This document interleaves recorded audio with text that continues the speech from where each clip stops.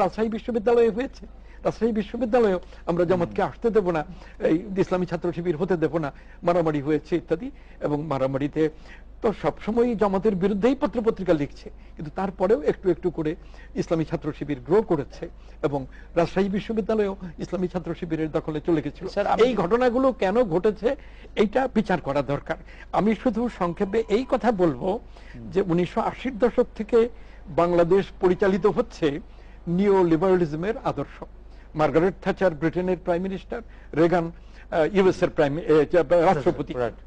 ওই সময়ে নিও লিবারালিজমকে তারা আনুষ্ঠানিকভাবে ওয়ার্ল্ড ব্যাংক এবং আইএমএফ এর মাধ্যমে গরিব দেশগুলোতে বাস্তবায়নের পরিকল্পনা নেয় এবং বাংলাদেশ সেই নিও লিবারালিজমের প্রক্রিয়ার মধ্যে চলছে। নিও লিবারালিজমের গণতন্ত্র কোনো গণতন্ত্রই না, আমি বলবো যে এটা মানবতা বিরোধী গণতন্ত্র। নিও লিবারালিজমের অর্থনীতি, আমি বলবো যে এটা মানবতা বিরোধী অর্থনীতি।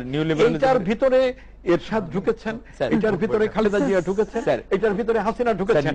এই গণতন্ত্র যতদিন চলবে ততদিন ইসলামের প্রভাব আমরা কাটাতে পারবো না। ইসলামের প্রভাব তখনই কাটানো সম্ভব হবে যখন ধর্মীয় দলগুলোর চাইতে গণতান্ত্রিক দল অথবা যে আদর্শই আমরা বলি এগুলো উন্নত রাজনৈতিক চরিত্র অর্জন করবে। এখনো একটা দোকানে গেলে, এখানে ওখানে গেলে জামাত পরিচালিত দোকানে বিক্রি ভালো হয় কেন? যে ওরা সাধারণত মিথ্যা কথা বলে না, প্রতারণা করে না। আওয়ামী লীগের একজন বলে এটা পারসেপশন না, এটা প্রচারের মধ্যে আছে। এটা প্রচারের মধ্যে ইসলামী ব্যাংকের বিরুদ্ধে যেটা নিউ লিবারালিজম বলছিলেন স্যার, আমি আপনাকে